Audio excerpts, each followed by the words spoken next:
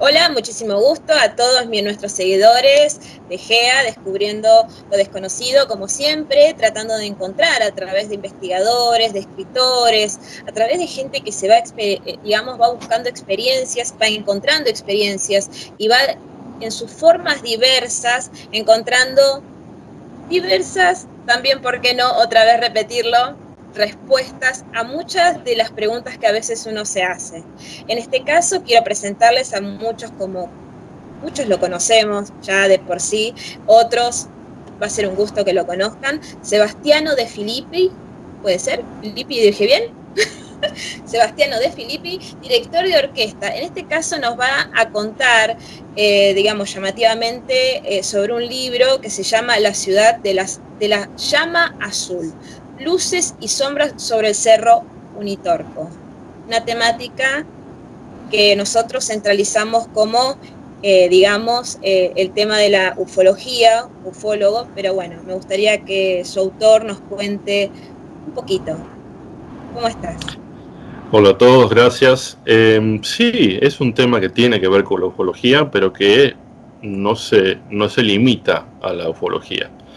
Dentro de la omnilogía tendría más que ver con el fenómeno del contactismo, si uno quiere.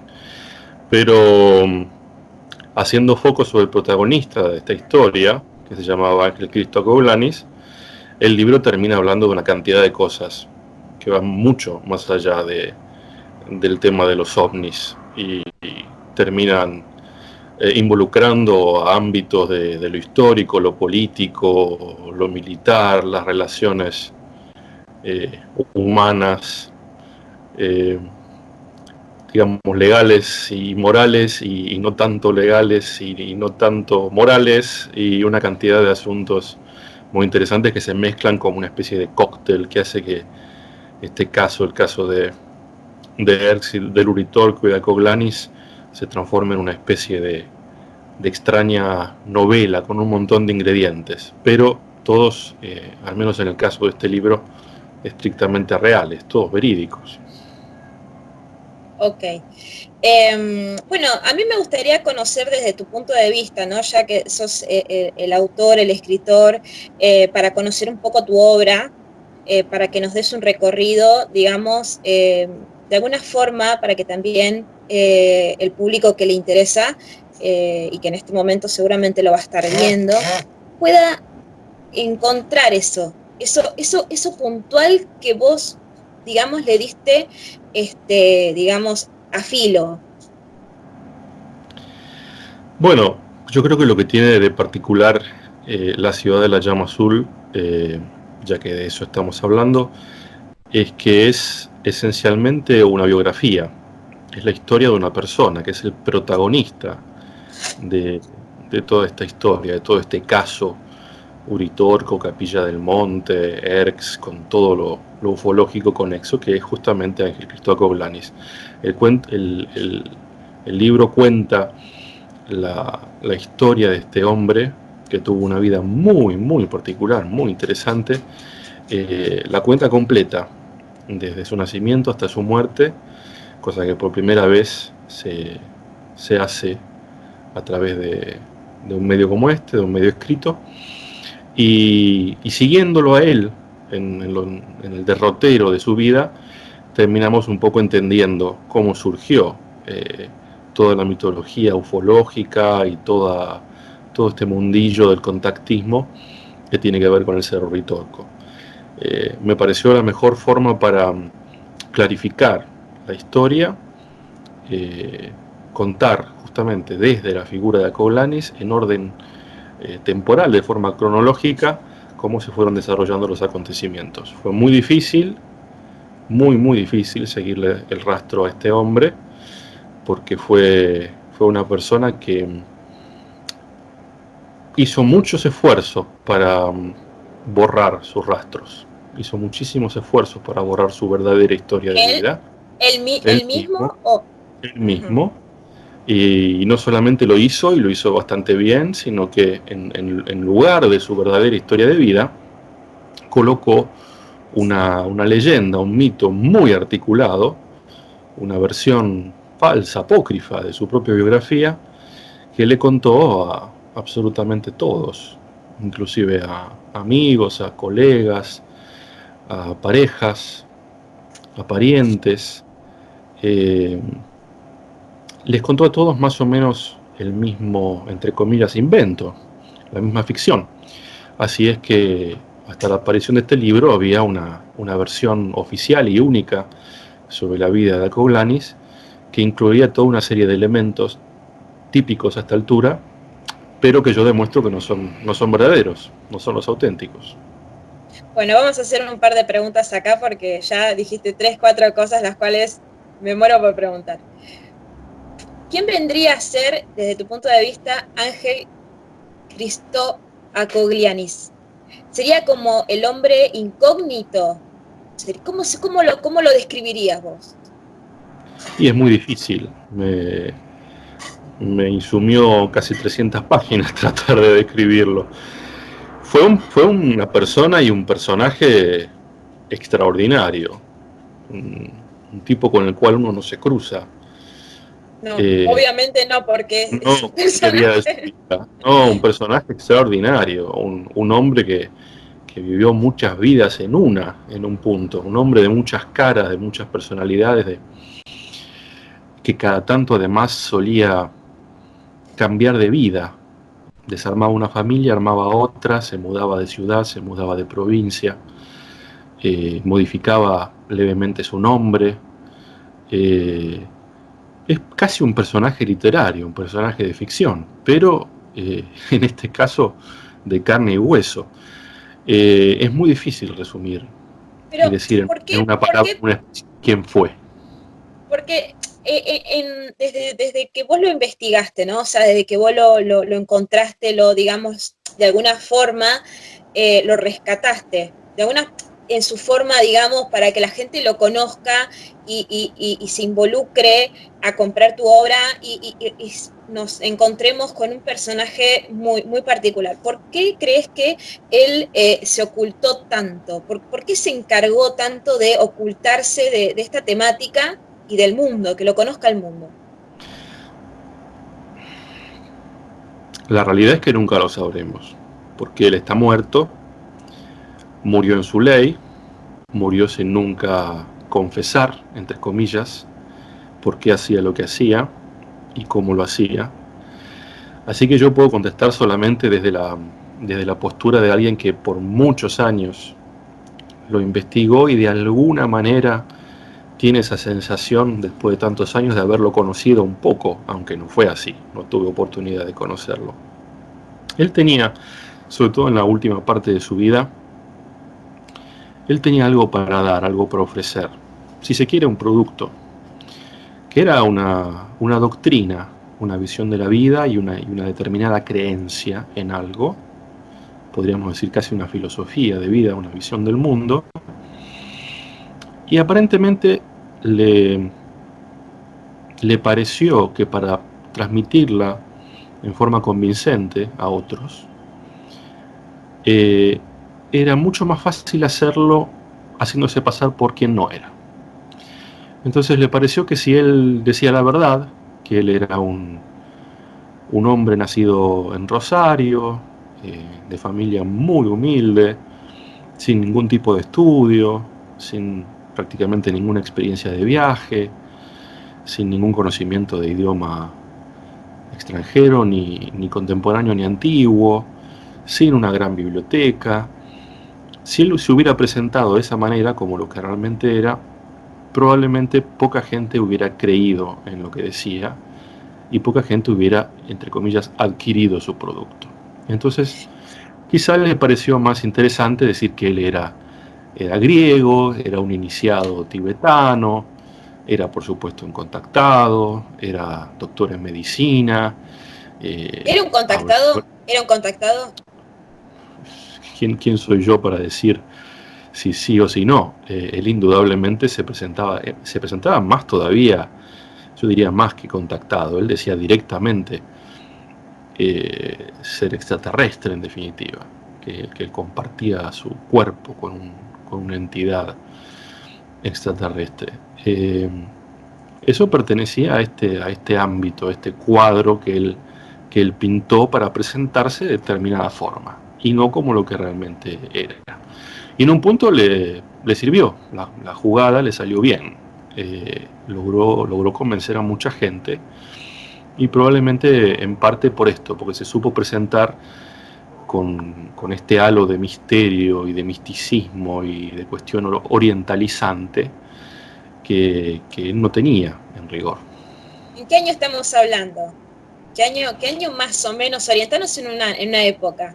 A ver, la gran epopeya de Erx se corresponde con los últimos años de la vida de Coglanis, es decir, desde el 83 al 89. Ese es su gran periodo, digamos, en el cual directamente se da por contactado y por poseído por una entidad extraterrestre que él llamaba Saruma. Y esos son justamente los últimos años de su vida. Antes de eso hizo y dijo muchas cosas muy interesantes, pero fue en esos últimos años en que surgió la historia de Erx, la supuesta ciudad intraterrena del Cerro Uritorco, o en las cercanías del Cerro Uritorco. Hay muchos datos de gente muchos ufólogos, investigadores y gente también gente con, digamos, la NASA inclusive ha investigado la posible existencia de la ciudad debajo del Cerro Uritorco. Entonces, hoy en día, o sea, es como todo en las épocas, ¿no? En las épocas que vos estás nombrando, era más difícil por ahí hablar de estas temáticas en una forma tan, digamos, fluible, tan fácil. En esa época era más difícil hablarlo. Por eso te estaba preguntando exactamente en qué época estamos hablando, porque hoy en día es algo más normal hablar. De hecho, incluso empresas como Netflix, hoy en día es muy normal ver que salen digamos, series o programas documentales hablando sobre ufología, sobre ufólogos, y hicieron mención en algunas series conocidas, hicieron mención de posibles ciudades, y que hoy en día es conocible. A ver, cada escuela lo conoce de diferente forma. Los que estudian metafísica hablan mucho de la ciudad intraterrena debajo del Uritorco. Entonces, no es para nada descabellado por ahí que este hombre incógnito, vamos a ponerlo así, pero en realidad existió, es de carne y huesos, y hizo y dijo muchas cosas muy interesantes. Pero me gustaría que desde tu punto de vista, que sos, digamos, el escritor, el autor, el que se focalizó sobre este ser muy especial, nos cuentes un poco, o sea, qué frases, digamos, qué cosas te dejó a vos digamos, lo esencial de este hombre. Yo, ante todo, quisiera hacer una aclaración. Aquello de la NASA en el Uritorco, luego de casi 30 años de investigación sobre el tema, no me consta en lo absoluto, y en lo personal lo descreo absolutamente, no me cierra por ningún lado, me parece una enésima leyenda urbana.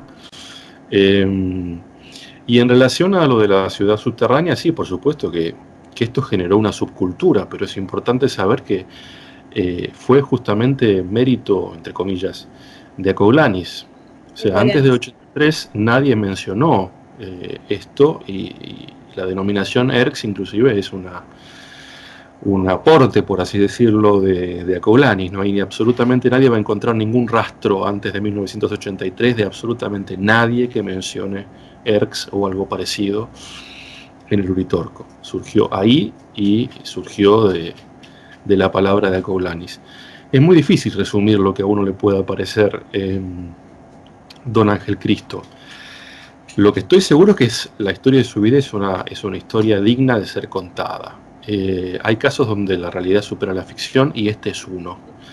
La historia real de su vida, que yo descubrí con tanta dificultad, con tantos años de trabajo, es tanto o más interesante que la historia inventada que él se inventó a sí mismo. Y me parece que entonces vale la pena conocerla. Eso seguro. Es interesante escucharte, porque digo, de años de investigar y de años de estar, digamos, porque obviamente no solamente es investigar el personaje, ¿no? Sino también investigar todo el contorno y todo el contexto del personaje en sí, ¿no?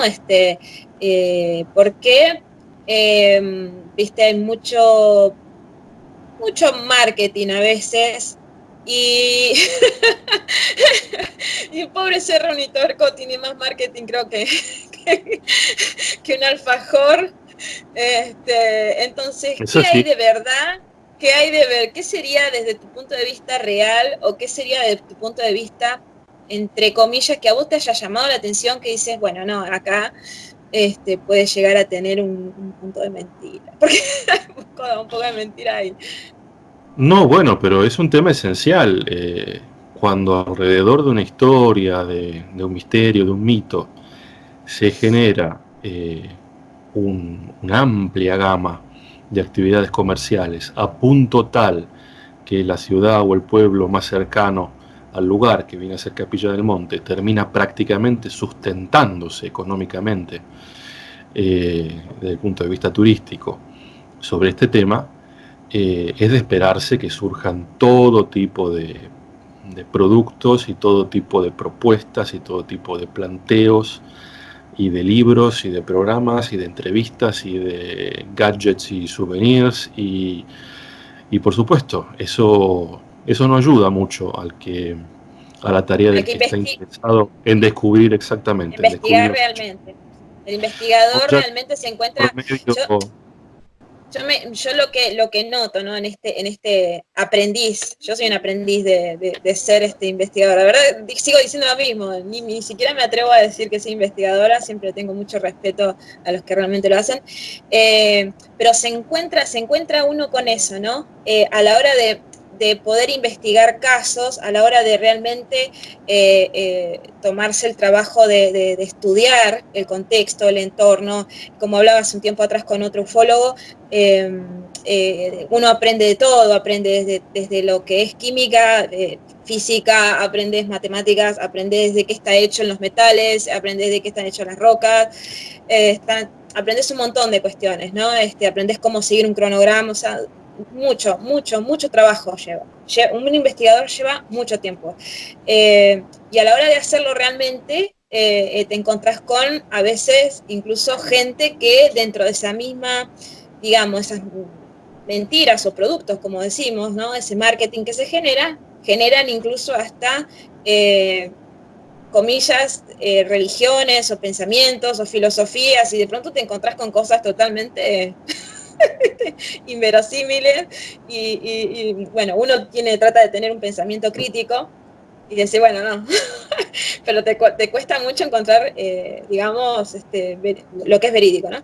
Bueno, en este caso, Ángel Cristo Acoglianis, estamos con el personaje incógnito del libro del propietario autor Sebastiano de Filippi, La ciudad de la llama azul, dije bien así. Ojalá todo el mundo se prenda a leerlo, que nos cuenten cuáles son las incógnitas de ustedes, de su punto de vista, de su punto incógnito, pues está bueno tener que cada uno tenga su propio punto crítico, ¿no? Siempre hay que buscar el punto crítico uno mismo, y después sí decir te gustó o no te gustó. Siempre hay que uno mismo tener el crítico.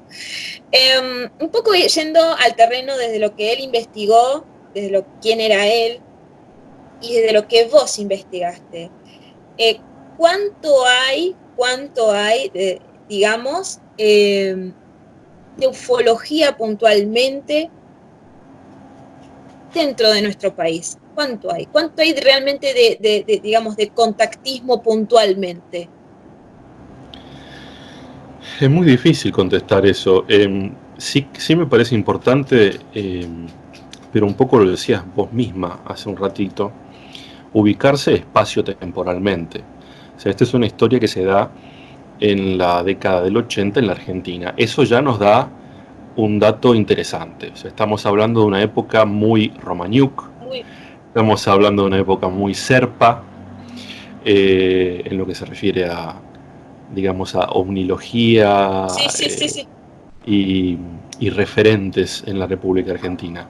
Estamos hablando de una época muy terrera, en un punto, Estamos hablando de una época, y esto está muy ligado con Acoglanis, una época Trigueiriño, porque Trigueiriño sale prácticamente de Acoglanis, así como Terrera tiene una gran conexión con Acoglanis, una conexión real, comprobable con Acoglanis. Entonces ese era un poco el ámbito.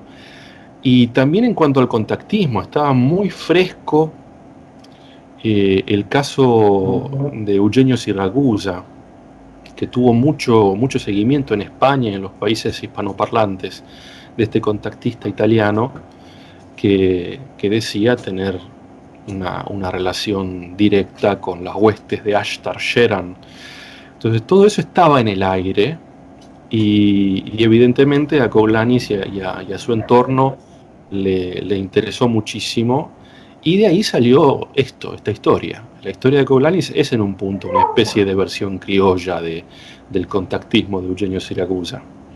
De hecho, esta comparación también explica un poco por qué Kovlanis hasta último momento trató de ser discreto con el tema. No buscó de ninguna manera salir en televisión, en radio o en los medios poniendo la cara y dando su nombre real, porque yo creo que había seguido bastante de cerca las vicisitudes de Siragusa y había comprobado que a Siragusa no le había ido bien, digamos, con su actividad pública. Al margen de toda la gente que no creía en él o que se burlaba de él, terminó teniendo problemas inclusive legales. Lo persiguieron, le hicieron juicios, salió escrachado en la prensa por distintos motivos. Y Kovlanis se ve que aprendió de eso y dijo: yo no voy a ir por ese camino, voy a buscar difundir lo mío por interpósita persona. Entonces buscó personas de su confianza que pudieran de alguna manera difundir su material, sus ideas, sus fotografías, pero sin aparecer él con su cara y con su nombre y apellido. Sin exponerse, digamos, sin exponerse. Sin exponerse. Porque es como que, digamos, de alguna manera él trató todo el tiempo de no exponerse y, si es posible, de que no supieran de él. Así es, sí. ¿No? En definitiva es eso, ¿no? A diferencia de otros exponentes. ¿Por qué crees que, digamos, el contactismo, digamos, acá en Argentina es tan difícil? ¿Por qué todavía hoy en día? Porque el mundo lo toma como una temática muy fluida. Muy fluida, es una temática muy fluida. Vos agarrás YouTube, encontrás cualquier tipo de programa, de todos los colores, de todo tipo de colores. Hoy todo el mundo habla de ufología, de extraterrestre, de lugares, qué sé yo. Con tus años de experiencia de investigador, ¿por qué es tan difícil hablar de contactismo, hablar de investigadores, hablar, por ejemplo, de este hombre? ¿Por qué es tan difícil lograr realmente debates o charlas reales?